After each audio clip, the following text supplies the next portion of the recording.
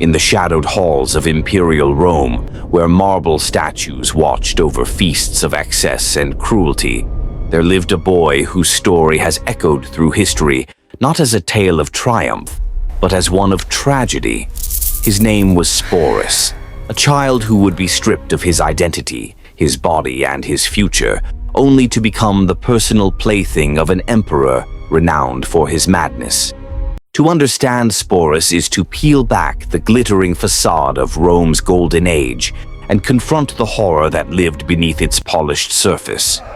Born likely into a noble or freedman family, Sporus was known for his extraordinary beauty.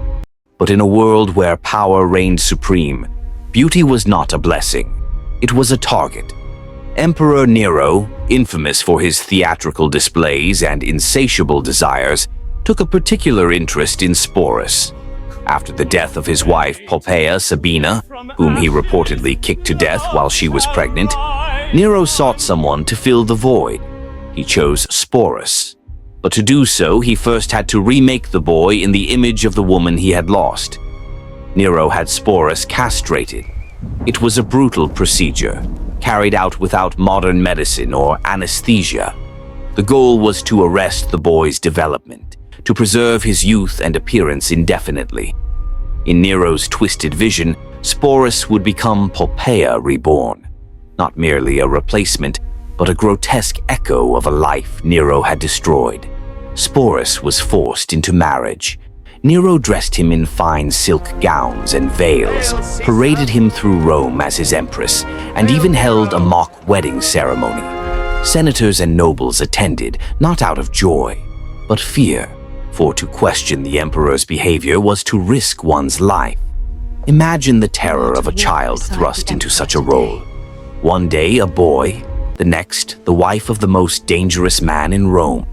Sporus was made to walk beside Nero in public events, to sleep in the imperial bed, to speak and behave as a woman. But behind the lavish attire and gold jewelry lay a soul in torment. Sporus became a symbol of everything wrong with imperial Rome, a living doll manipulated to suit one man's perverse fantasies. Stay alive. And yet, he was also a survivor. Though powerless, he learned to navigate the emperor's moods, to play his role convincingly enough to stay alive. But Nero's love was as volatile as his wrath. As political turmoil grew and rebellion simmered, Nero grew paranoid and erratic. His empire crumbled around him, and when the Senate declared him a public enemy, Nero fled. Sporus went with him, not out of loyalty, but likely because he had no choice. In the final days, with enemies closing in, Nero asked one of his companions to help him take his own life. When the man hesitated, Nero stabbed himself in the throat. Sporus was there, watching the man who had taken everything from him die in agony. One might think this would mark the end of Sporus's suffering, but Rome had other plans. After Nero's death, Sporus was passed from man to man, like an artifact of imperial decadence. First to Nymphidius Sabinus, the Praetorian Guard commander who tried to claim the throne.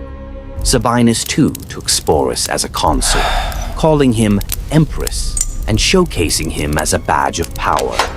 When Sabinus fell, Sporus became the companion of Otho, another short-lived emperor. It seemed that wherever power shifted, Sporus was dragged along, a reminder of Nero's excesses and a prize to be flaunted. Despite the trauma he endured, Sporus adapted. He learned to survive the shifting sands of imperial politics. But survival came at the cost of his dignity, his freedom, and his identity. He was no longer a person in the eyes of Rome. He was a symbol, a story, a spectacle. Eventually, under Emperor Vitellius, Sporus's story reached its final tragic chapter. Vitellius, infamous for his cruelty, planned a public spectacle to reenact the rape of Proserpina, the goddess of the underworld, with Sporus playing the lead role. The Emperor Humiliation would be total, a grim pain incalculable. He means to make an example. Sporus, faced with this final degradation, chose death. He took his own life. What remains of Sporus is not a statue or inscription, but a haunting reflection on the extremes of power and the cost of imperial whim. His story is not unique in Roman history, but it is perhaps the most chilling. It reminds us that beneath the splendor of Rome lay rivers of suffering for the young, weak, and voiceless. Sporus was more than a victim. He was a boy who endured the worst of what humanity could inflict, but still survived longer than those who used him.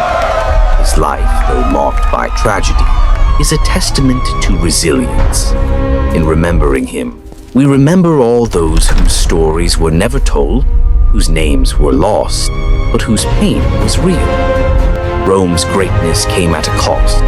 Sporus paid his body, his identity, and ultimately his life. Let us not look away. Let us remember.